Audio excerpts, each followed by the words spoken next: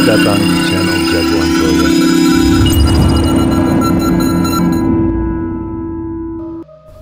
Pada video sebelumnya yang tentang terminal batubara, sempat saya sampaikan bahwa akan ada pembahasan khusus terkait perbaikan tanah untuk area stokyard batubara ini ya, untuk soil konsolidasinya. Nah, pada saat kesempatan ini saya coba akan paparkan terkait metode perbaikan tanah rawa untuk penempatan nantinya dibebani oleh stokyard dari batubara itu tersebut.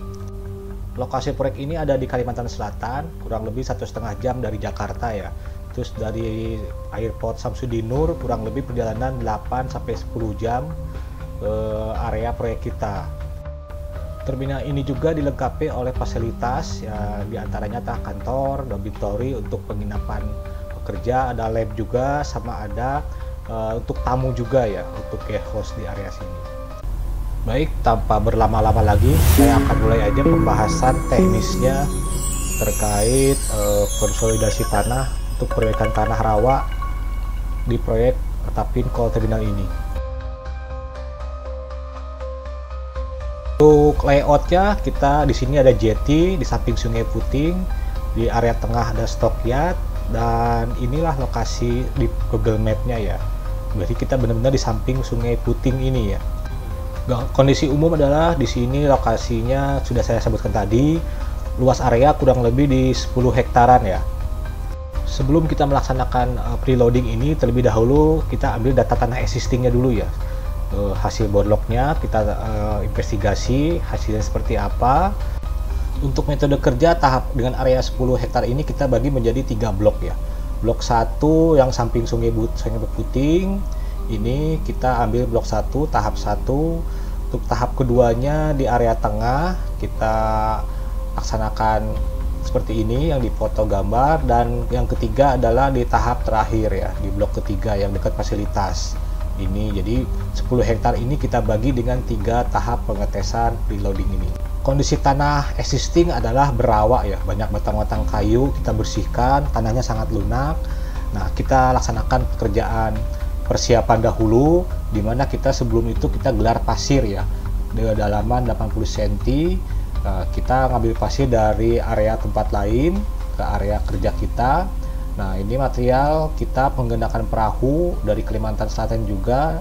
Kita menggunakan perahu, ditransfer ke darat menggunakan pompa, dan dari sini kita pindahkan menggunakan dump truck ke area kerja kita. Jadi kita benar-benar mengimpor tanah dari luar. Tapi sebelum kita gelar pasir, di bawahnya kita pasang geotek dahulu supaya pasir ini tidak hilang ke area rawa. Jadi tertahan oleh geotekstil ini. Sebetulnya tahap awalnya itu kita menggunakan timbunan pasir setebal 2 meter, tetapi akan kebutuhan pasir yang sangat besar dan ditakutkan pekerjaan menjadi delay, kita ganti menggunakan metode ini. Jadi supaya mempercepat waktu. Memang harga atau cost lebih tinggi, tetapi dengan metode baru ini kita bisa mempersingkat waktu. Daripada kita nimbun tanah setebal 2 meter, kita biarkan setahun untuk melakukan penurunan, ini lebih cepat lagi. Dalam waktu 3-6 bulan sudah mendapatkan hasil kepadatan tanah yang kita inginkan. Secara garis besar konstruksi pakum ini kita laksanakan PPD dahulu. Setelah PPD kita gelar pasir, terus ada geotekstil dan membran sebagai pengikat. Jangan lupa juga kita ada horizontal pipe untuk menyambungkan dari vertikal ke horizontal. Terus ada pipa vacuum guides juga. Barulah kita mulai melaksanakan penyedotan air di bawah tanah ini. Sistem utama vacuum itu dibagi dua, ada drainase system sama vacuum system. Untuk drainase system dibagi dua lagi, ada horizontal drain sama vertical drain. Nah, kita bahas untuk horizontal drainnya, di mana di horizontal drain ini kita bagi lagi menjadi ada sand layer untuk horizontal drain ini ya. Sand layer di mana asumsinya bahwa kita gelar pasir di area tersebut, di area untuk area vakum. Setelah kita gelar pasir, maka lanjut ke tahap berikutnya, yaitu kita ke horizontal pipe ya, pipa yang menyambungkan dari vertikal ke horizontal. Ini horizontal pipe kita pasang untuk menyambungkan antara PVD dan PVD lainnya menggunakan horizontal pipe ini. Maka di sini lapisan tebal 1 meter itu sebagai lapisan drainase. Nah, untuk pipa horizontal ini pemasangannya seperti yang digambar. Nah, ini ada pipanya kurang lebih di 2 inci kita pasang. Dan untuk menyambungkan PPD ke pipa horizontal, jadi dari vertikal ketemu dengan horizontal disambungkan dengan seperti ini. Dan nanti di tengah-tengahnya ada pompa untuk mengakumulasi semua pipa horizontal ini. Kita masuk ke vertical drain VVD ya. Di sini kita melakukan pemancangan VVD di kedalaman kurang lebih di 20 meter lah ya untuk instalasinya ini. Jadi kurang lebih kita pancang menggunakan VVD di kedalaman 20 meter yang area yang mau kita vakum. Nah, setelah pekerjaan VVD dilakukan maka akan digelar horizontal pipe yang tadi saya bilang ya. Nah, ini contoh-contoh pekerjaan VVD dengan jarak 1 meter ke 1 meter dilaksanakan menggunakan alat VVD, alat semacam ekskavator yang dimodifikasi lah ya, menjadi suatu alat pemancangan untuk fabrikatif vertical drain. Jadi kata kasarnya ini semacam kayak pipa vertikal yang dimasukin ke dalam tanah yang berfungsi untuk mengeluarkan air tanah secara ke atas, secara vertikal ke atas, makanya dibilang vertical drain. Ini salah satu proses pemancangan PPD. Terus. Atas gini, ada apa lagi? Ada atas ini. Lanjut aja. Lanjut 12.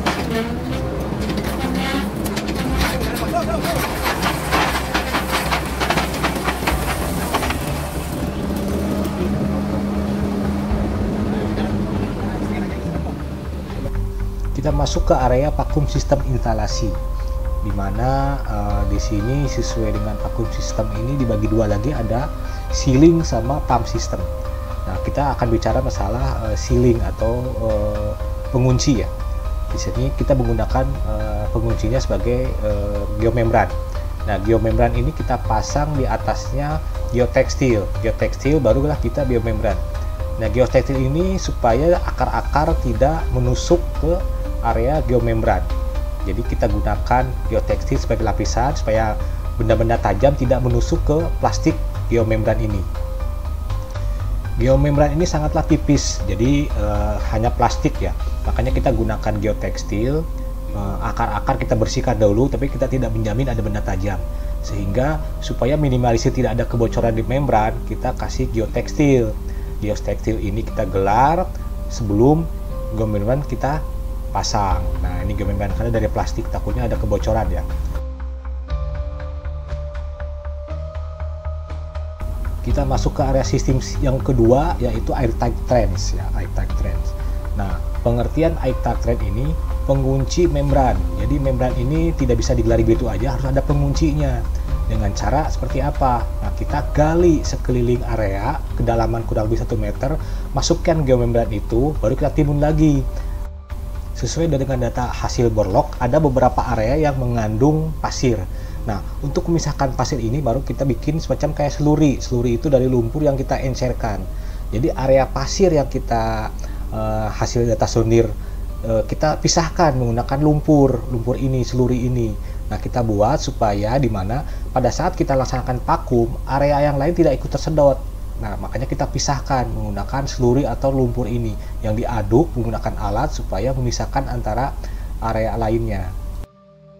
Memisahkan antara area yang kita vakum dengan area yang tidak kita vakum, kita wajib menggunakan semacam kayak tanggulan ya.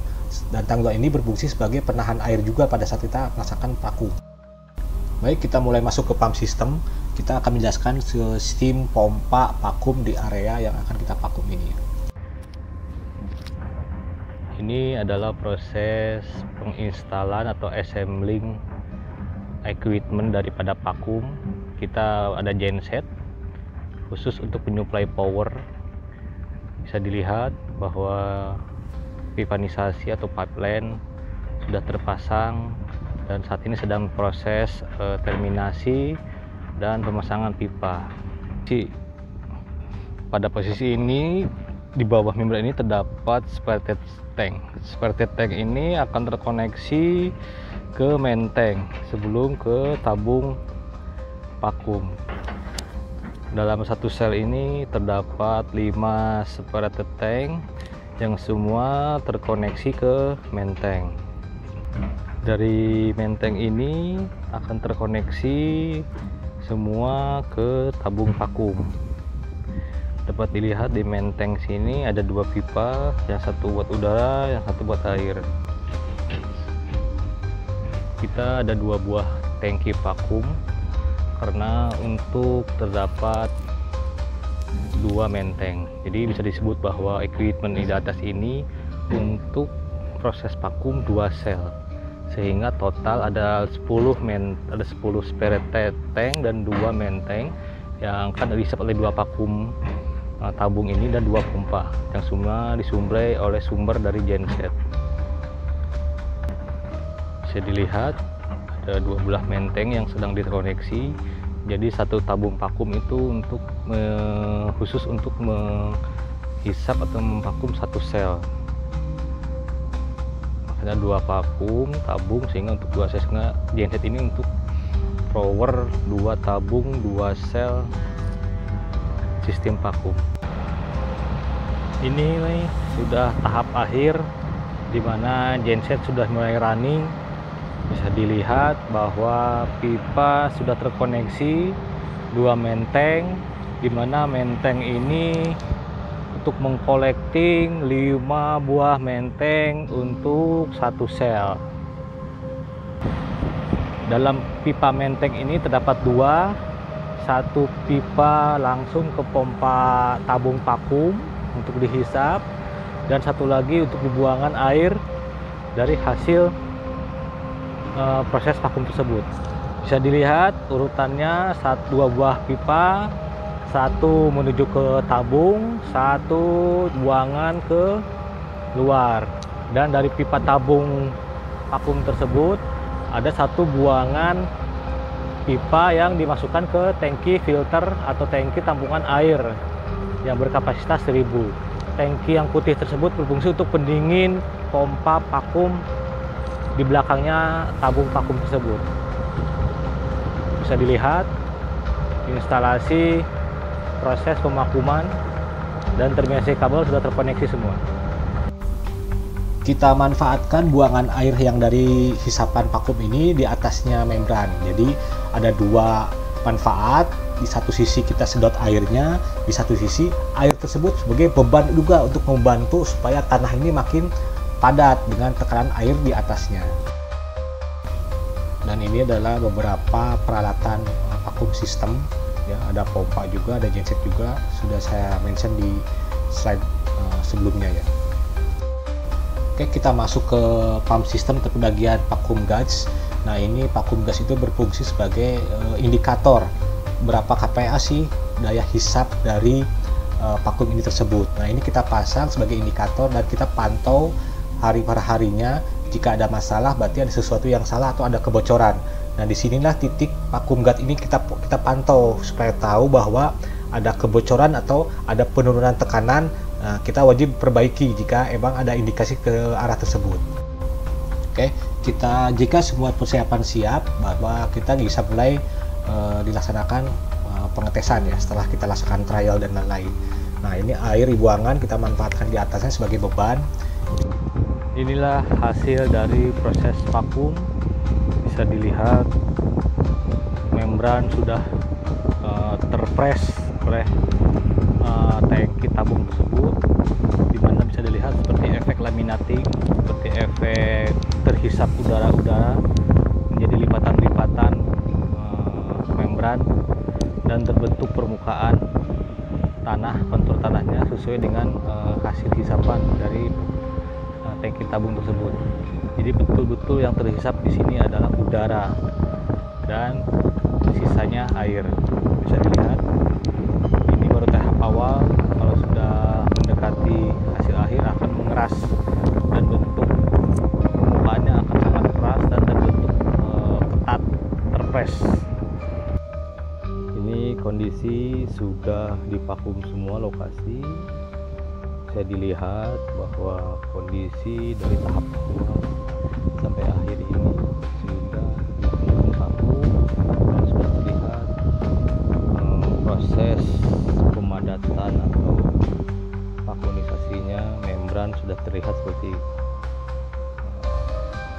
kedap udara untuk membuktikan bahwa kondisi ini sudah 80 kPa.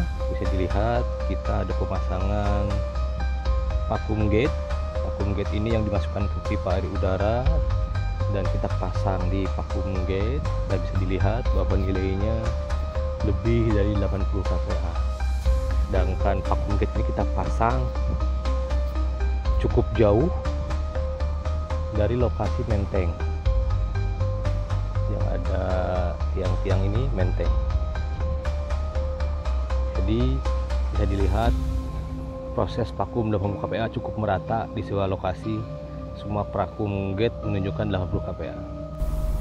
Melihat hasil akhir dari pemakuman, bisa dilihat bahwa kita berhasil tidaknya. Salah satunya adalah ini genangan air sudah sampai kurang lebih di 2 meteran, berarti cukup signifikan ya. Terus kita mantaunya itu 2 kali sehari, dari mulai pagi dan sore, untuk mengecek penurunan tanahnya ini ya. Nah, bisa dilihat ada retakan antara yang dipakum dan tidak dipakum, berarti ada penurunan tanah 1-2 meter, berarti berhasil. Dan kedalamannya pun kurang lebih variasi ya. Nah, orang ke survei ke bawah itu, ke dalam itu menggunakan alat survei untuk memantau penurunan tanah. Untuk menentukan kapan berhenti tidaknya kita melaksanakan pemakuman, kita menggunakan tabel Ashoka ya. Tabel ini menjelaskan terkait kapan kita akan mulai berhenti melaksanakan stop pekerjaan vakum ini. Jadi secara garis besar bahwa tabel Ashoka ini adalah pertemuan antara waktu dan penurunan tanah. Jadi jika mendekati waktunya dan penurunan tanah makin di bawah 1 cm malah bahkan mili, berarti kita bisa menyebutkan stop. Tapi kalau penurunan tanah masih dalam senti, malah ada yang 1 meter, berarti kita lanjutkan pengetesan vakumnya ini, seperti itu. Setelah dinyatakan kita stop dan finish pekerjaan vakum, maka kita lanjut mulai pengeringan. Jadi air-air yang membebani di atas preloading ini kita buang airnya, hanya menyisakan dari sisa membran yang pemakuman tersebut. Bisa dilihat sudah kita proses pengeringan, air-air semua kita buang. Setelah itu barulah kita lanjut ke tahap berikutnya.